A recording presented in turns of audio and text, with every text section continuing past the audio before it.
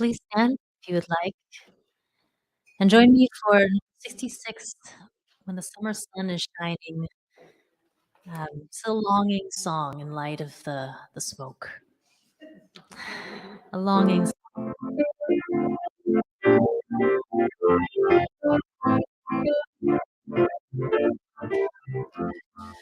When the sun is shining over golden and sea, and the flowers in the meadow welcome butterfly and bee, and my heart is longing for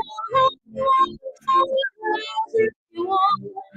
And I feel an inner beauty which reflects the sunrise sun. When the sun comes up without completed rain, and the sea so light, and the grass is green again, and I long for the shines and not wait on the clouds and tears are a part of life's reflection, like the rainbow's hopes and fears. In the cool of summer evening, when the dancing insects play, and in garden sweet and meadow linger most of the day. And my heart is full of young hopes and memories of my deep reaching inward to the corners of my soul.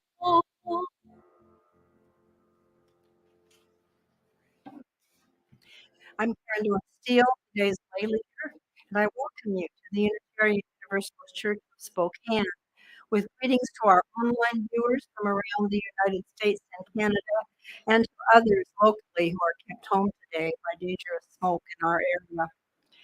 Today's guest speaker, the Reverend Craig Moro, is appearing online for the second time this summer from Portland, Oregon.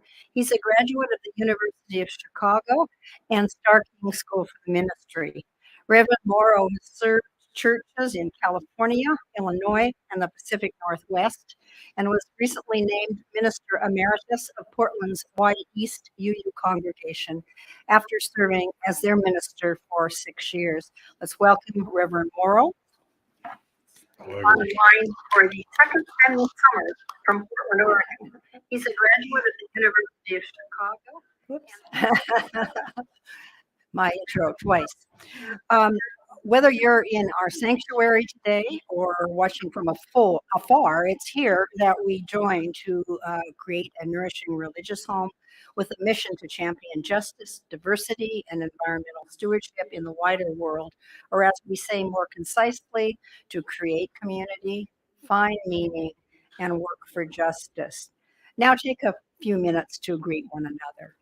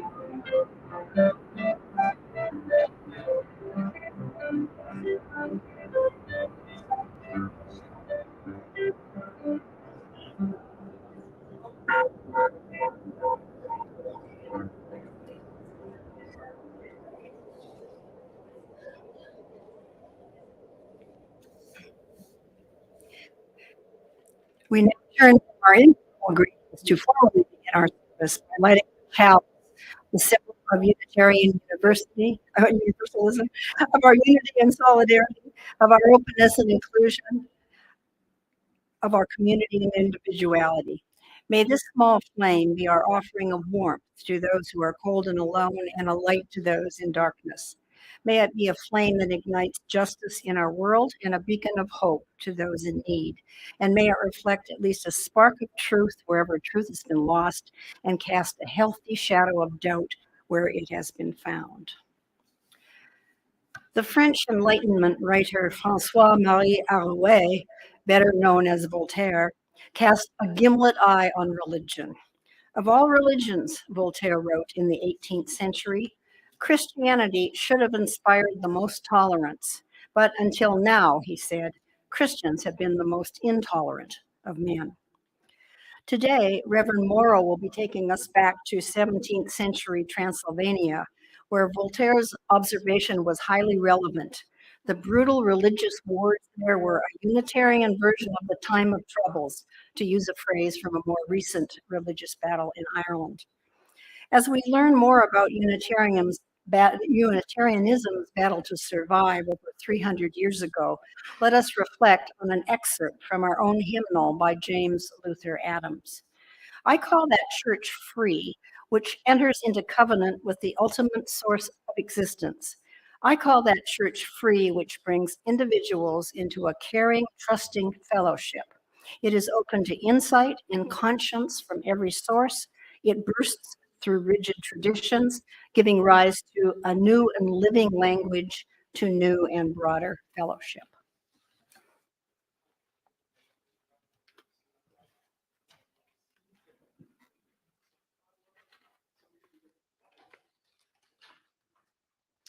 Please stand. Join me for Spirit of Life number 123. We're going to sing through it twice.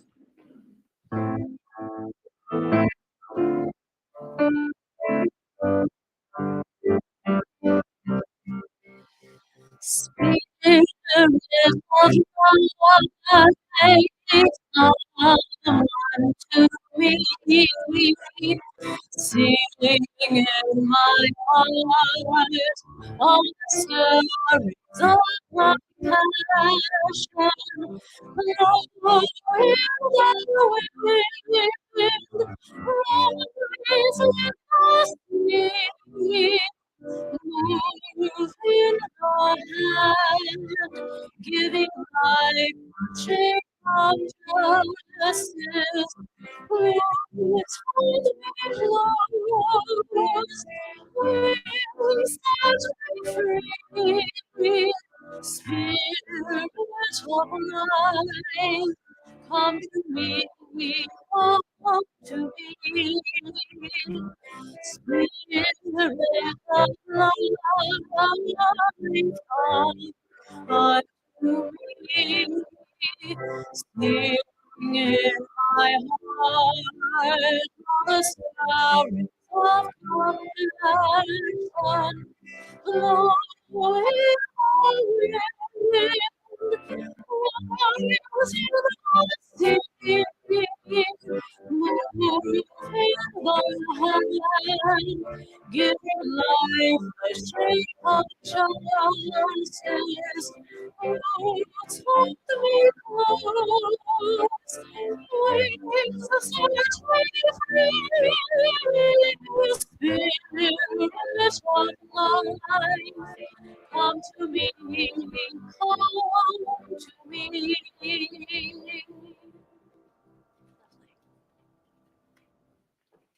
Every time we gather in the congregation, there are always those who are with us in our hearts and minds, and who we want to wrap in our love and care.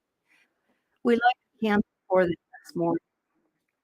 We also mourn the continued suffering of the Ukrainian people in Russia's vicious war. The tragic fire is now fueled by climate change that has killed over 100 people, with 1,000 still missing, and the death toll rising daily. And our own fire victims this week in Eastern Washington as we witness climate change firsthand. Let us share a moment in silence, embracing others who are here in our hearts, You are welcome to say their names, those named aloud and those remembered in the silence we hold in our community of compassion.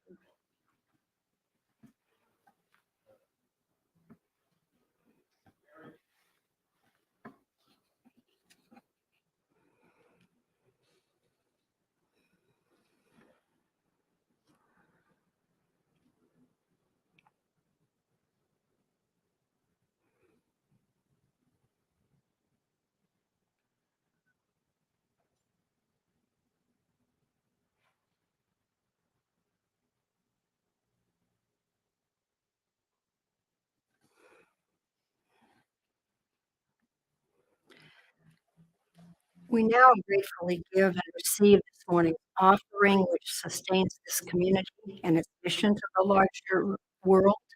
Today's special collection is for the Crosswalk Youth Center, which has been serving homeless teens for decades and especially now needs help in the midst of a housing crisis. You'll find envelopes in your order of service, and should you so choose, you can contribute through those envelopes.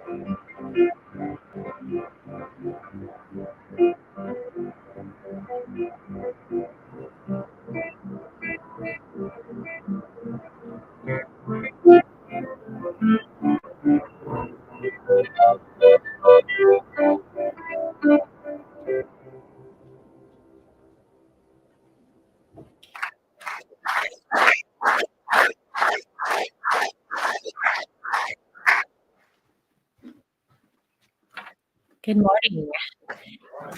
Today's Time for All Ages is inspired by this little block. Does anybody recognize what this is? Oh, it looks like an eraser. Max has an idea. A Jenga block. A church is an example of a community. Come on down, Max.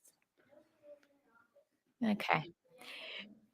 Whether we're talking about a Unitarian church 400 years ago or our own meeting this morning in Spokane and online, we are coming together for a reason.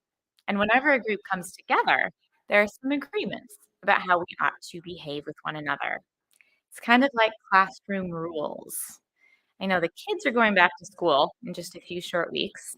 And can you imagine what it would be like if you showed up on the first day of your school and the teacher said, "There's no rules"?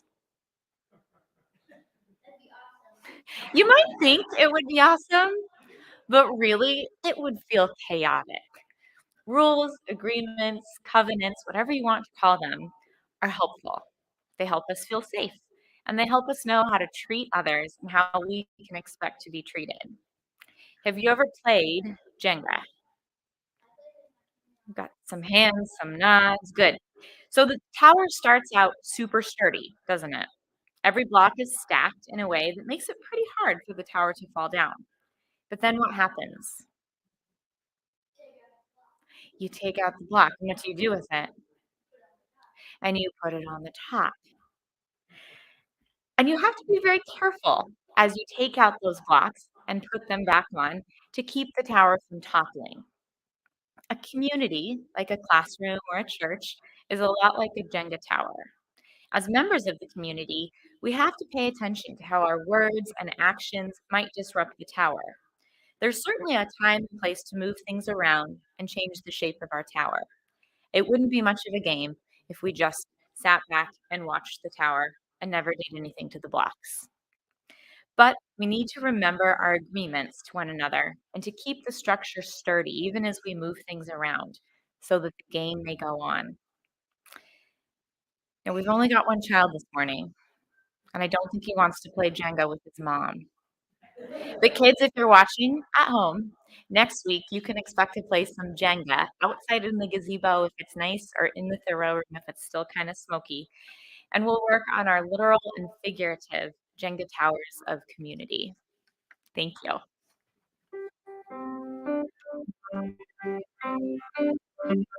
Go now in peace, go now in peace.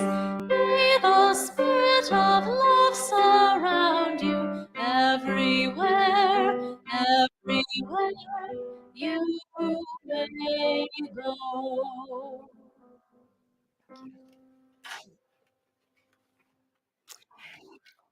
As we prepare for meditation, I invite you to relax, breathe deeply, and reflect on these words by Dag Hammarskjöld, the former Secretary General of the United Nations. Each morning, we must hold out the chalice of our being to receive, to carry, and give back.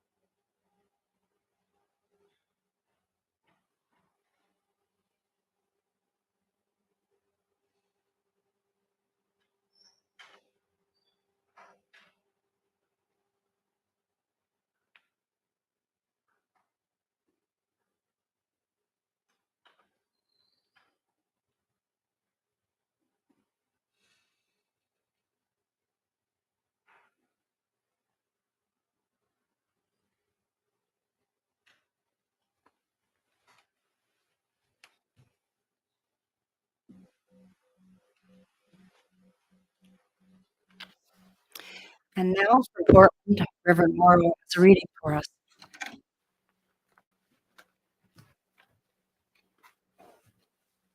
Thanks very much, Karen. Great introduction. I love the Jenga story. Often people think of liberals as those who don't want any rules. That's far from the case, isn't it? Liberals seem to be the ones who say we need rules to live by. If I decide I don't want to build things level, plumb, and square, how can we work together? How can we build something together? Okay, so something that's been evolving for a long time, the structure of a church service. In many church services, it's traditional to start with what you could call the old 1-2, an Old Testament reading followed by one from the New Testament. It's usually done with complete certainty that the older book is really just there to confirm the truth of everything in the newer one. The Jewish past provides a base so the Christian present can sit solidly on top of it. But if you pay close attention, you'll find that things are not quite so simple. Our first reading is from the book of Deuteronomy, chapter 5. It's the longest of the Ten Commandments and the most detailed, from which we might reasonably conclude that it's among the most important. Observe the Sabbath day to keep it holy as the Lord your God commanded it. 6 days you shall labor and do all your work, but the seventh day is a Sabbath to the Lord your God. In it you shall not do any work. You shall remember that you were a servant in the land of Egypt, and the Lord your God brought you out thence with a mighty hand and an outstretched arm. Therefore the Lord your God commanded you to keep the Sabbath day, by which the speaker, who's supposed to be God, communicating his message through Moses, means Saturday, the day of worship for Jews. Our second reading is from the Gospel of Matthew, also chapter 5, and also very concerned with details. Think not that I have come to abolish the law and the prophets. I have come not to abolish them, but to fulfill them. For truly I say to you, till heaven and earth pass away, not one jot or tittle will pass from the law until all is accomplished. Whoever relaxes one of the least of these commandments and teaches men so shall be called least in the kingdom of heaven. Now, it seems like the stakes are pretty high in getting even the smallest details right. And what are you supposed to do with when some new part of the law seems to contradict an older one?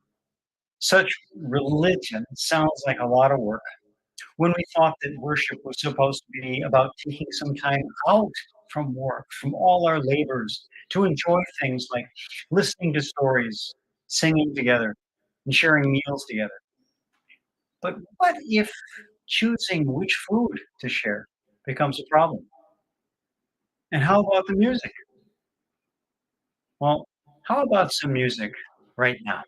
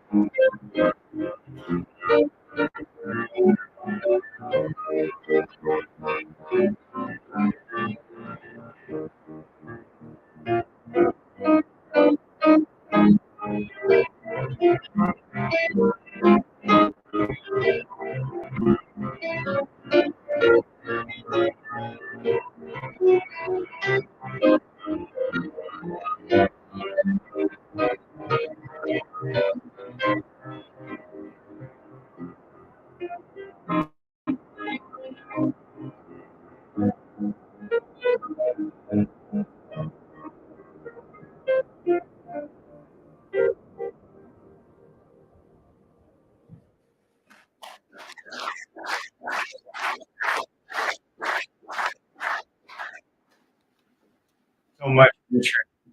Love is extraordinary. When I began researching the strange story of the Seventh-day Unitarians of Transylvania, something tickled my memory. Wasn't there an anthropologist who had done research in 20th century Africa whose observations fit with what I was reading about Eastern Europe in the 15 and 1600s? Mary something. Mary Douglas, that's it. But what was it that she had said? Well, fortunately, I had just the right person to ask. My wife, Pamela, is an anthropologist, retired full professor of anthropology. She gave me an instant summary of Douglas's views. One idea was about cleanness and uncleanness. Dirt is misplaced matter. And what matters most is not what it is, but that it's not where it's supposed to be according to some group's rules. Blood is a very good example. Ancient Hebrews and modern Jews take pains to remove every trace of it from food, while other groups can consume it freely, some of them fresh from the animal. The next idea is about categories. Proper placement is not only a matter of physical location, we also want things to fit into a clearly defined category. So for Jews, again, pigs are a problem because they don't have a hoof. They do have a hoof, but they don't chew cud like other hoofed animals. Can we show that slide that I sent of the unusual animal? There we go. Feast your eyes. Anyone know what that is? It's not a Jenga block. The pangolin is a mammal that looks like a reptile, but has scales like a fish, has no teeth at all. It lays eggs, but nurses its young. So what the heck is it? And then should eating it be taboo or maybe reserved for exceptional people to eat as a sign of their exceptionalness? Pam added that some of Douglas's most important ideas are about the human body itself. During times of intense social stress, such as persecution of one group by another, the group under assault may react by trying to exercise extreme control over the bodies of its members, particularly with regard to food and sexuality. She asked me, was the community that you're researching experiencing any extraordinary threats or pressures? Well, that's the sort of question an experienced researcher asks a novice like me. I'll tell you about the situation of these early Unitarians and see how you think we should answer. I spoke last time about the betrayal of Francis David, the Unitarian leader, by his longtime friend, Giorgio Biandrata. He felt that David had gone too far in his preaching when he denounced the practice of worshiping Jesus. David had said Jesus was a man, divinely inspired, yes, but not some new category of God-man. After David's imprisonment, Biandrata called together all of the Unitarian ministers who shared David's views and threatened them with a similar fate if they would not sign an agreement renouncing these radical thoughts. Now, some of you may have heard that our ministers today are required to waive their rights to due process and legal counsel if they are to remain members in good standing of the current UU Ministers Association. Over the following years, things went from bad to worse. 5 ministers were publicly beheaded. Soon, the Austro-Hungarian Emperor Rudolf II claimed Transylvania as his own. Unitarian historian Earl Morse Wilbur calls him an eccentric absolutist Catholic who was determined to eliminate Protestantism from the land. Acting through his general, George Basta, he had ministers tortured, skinned alive, or roasted slowly over piles of their burning books. Soldiers raped Protestant women and children. In time, no horses or oxen were left, so people, shifted now into the category of draft animals, pulled plows in teams of 10.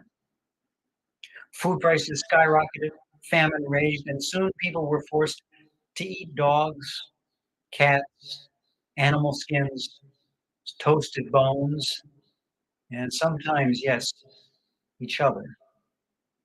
I'm sure that they would have preferred pangolins, but there you have it. The fury of politics, power, and religion combined and weaponized worse than anthrax, displacing, dirtying, and destroying everything in its path. It was under these circumstances that Sabbatarian movements began taking shape in the region. Even before the death of Francis David, there were reports that many Unitarians were looking more to the Old Testament than the New for guidance in worship and their daily lives. One worried Catholic wrote that Unitarian ministers in certain areas had all begun to, quote, abstain from blood and pork. When it comes to food, you can only abstain from what others continue to take into their bodies, and that now separates you from them. Good heavens, what's to come next? Well, you can guess maybe. What about that command to observe the Sabbath on the seventh day, Saturday? Early Christian communities have been divided on the question, and some took Jesus' words about fulfilling every jot and tittle of the law to mean stick with Saturday. Later, Constantine, the first Christian emperor, decreed Sunday as a common day of worship. An emperor's opinion has a certain force. People looking around Transylvania knew the force of Emperor Rudolph's opinions. But instead of deciding to play it safe religiously, many chose to go in the opposite direction. Besides keeping a Saturday Sabbath, avoiding blood, pork, and other foods deemed unclean by the Old Testament, they also began to observe that book's days of fasting and feasting, and to practice circumcision for all males. Yes, ouch! But you get the idea. What was it that Mary Douglas said about groups under pressure? They might react by trying to exercise extreme control over the bodies of their members, particularly with regard to food and sexuality. Eat this, cut that. Andrew Aosi was a follower of Francis David. He was a nobleman who had lost his wife and children to disease that had struck their home. He began a close study of the Bible while he too was convalescing from illness and soon became convinced of many Seventh-day or Sabbatarian views. Excuse me. Though a layperson, he began on a prophetic mission of preaching these views, first to families and neighbors, and then beyond. He'd been down, but he was not out, much like the Unitarian community as a whole in those days. Down, but not out. He began to compose hymns, poems, and essays promoting the Sabbatarian way. Unitarians could no longer gain access to printing presses, so Aosi paid for these to be hand copied. Such handmade texts appearing in a sea of print. Remember my last sermon when I talked about the importance of the printing press, the different sizes of books, and how print was suddenly everywhere. So these handmade texts must have enhanced the special feeling of the ideas they contained. Many people received them eagerly and asked for more. Others greeted them with horror. What do you mean? Jesus is the Messiah and the greatest of the prophets, but not the Son of God. Mosaic law with its dietary restrictions, circumcision for males, and strict Saturday Sabbaths with no work allowed. Does that still hold for Christians? What kind of religion is this?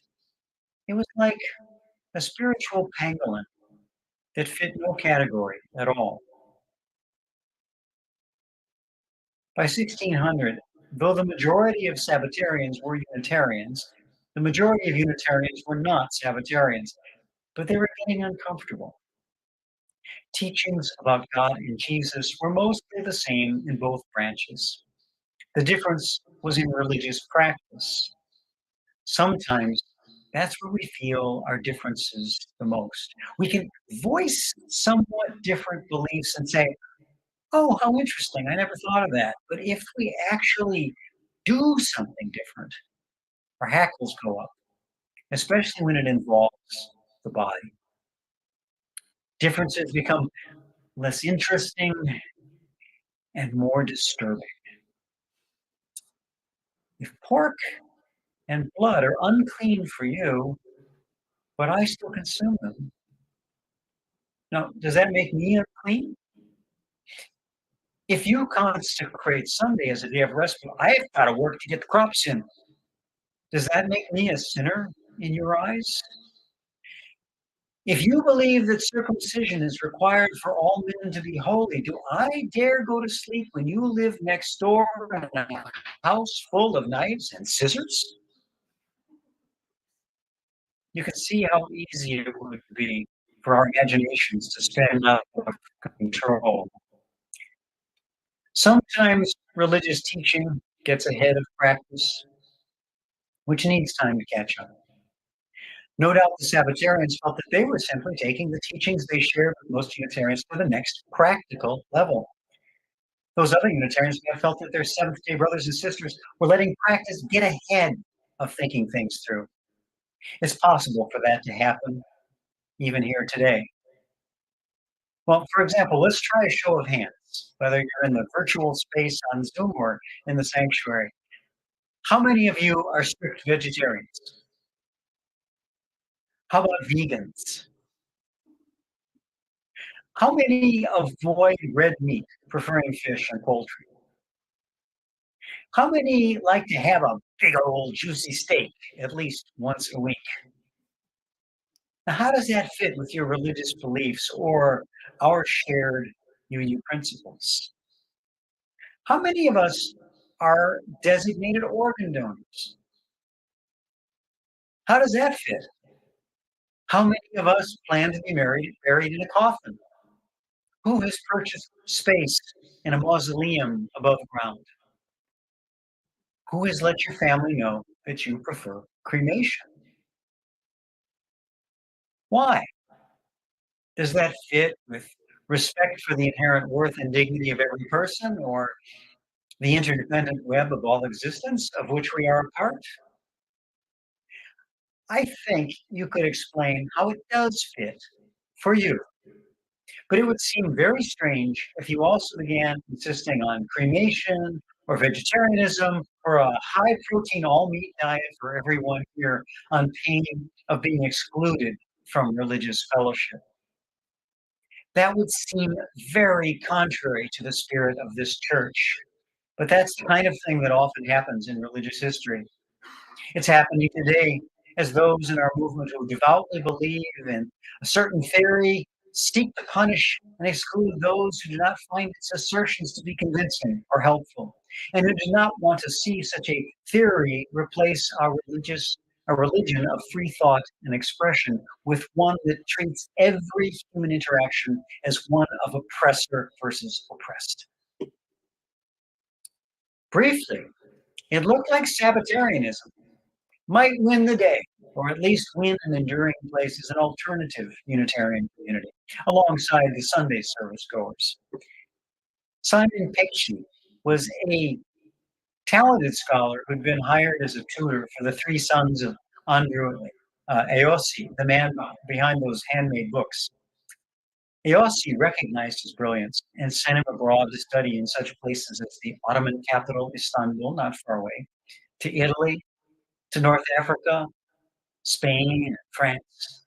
He returned fluent in 12 languages and with a profound knowledge of Jewish learning, plus, no doubt, some first-hand knowledge of Islam, which also affirms one God only and no funny stuff about the divine reality existing as three distinct persons.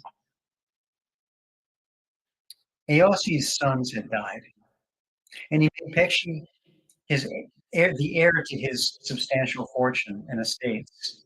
He entered public service, became an advisor to several princes, and was for a time, quote, the most powerful man in Transylvania until he fell victim to political intrigue among the local nobles. Things could have turned out differently, and we too might have been meeting on Saturdays and being very careful about what flesh we eat, what skin we cut, and where and when we cut it. Sabbatarian groups would arise from time to time from the Reformation to the present, and some have become established churches with their own institutions of learning. Some have had a great deal of influence on our daily lives. Another show of hands. How many of us had cereal for breakfast this morning? No one ate food like this before the labors of great Seventh-day Adventist dietary reformers like John Harvey Kellogg. The Seventh-day Unitarians, now they left us nothing like cornflakes or Special K. They dwindled until there was just one congregation left. When in 1867 the Hungarian government passed measures ensuring the safety of Jews in the region, the last congregation chose to adopt Judaism. Local Jews were willing to adopt and embrace them as well. And so ended the story of an unusual church as the story of an unusual synagogue began. Can we show our strange animal again? There he is. I hope I'll get a chance to visit that congregation someday to see how they have mixed this and that like the pangolin and what they've done with their space to express their unique vision and purpose in the world. We can take it down now. Just as I always look forward to seeing what you'll do next with yours as you grow into a national, even international, free religious congregation. I guess it's something like a pangolin, a bit of this, a bit of that. And that's just fine with me. I like pangolins in the way they don't seem to fit any category. They're complex, interesting, and beautiful. I trust that what you are making here will always be beautifully complex and interesting too. So may it be.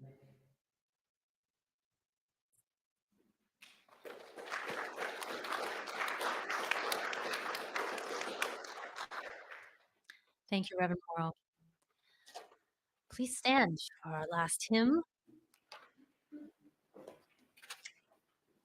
This one, number 338, Seek the Spirit of a Child.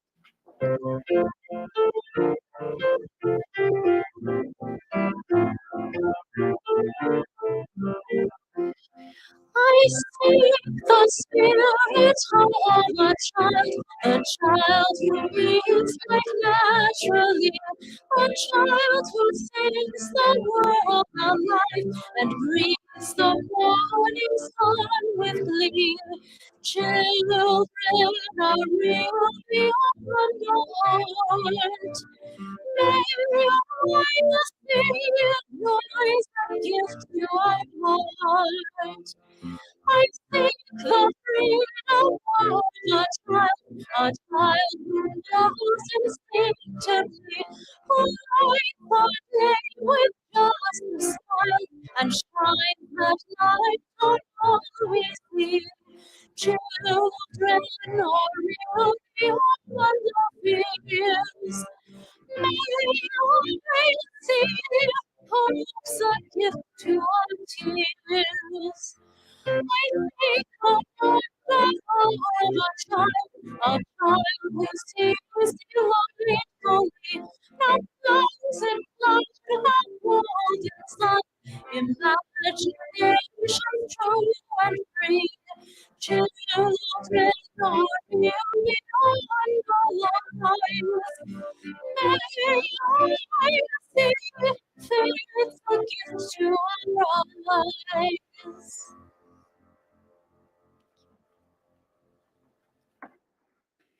As we depart today, I leave you with the words of Yale history professor Timothy Snyder, a scholar of 20th century religious and political catastrophes, on how to be a patriot.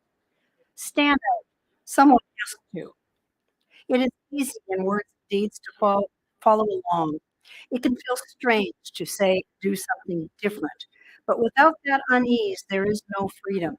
And the moment you set an example, the spell of the status quo is broken and others will follow. Amen. Blessed be. Salam alaikum and shalom.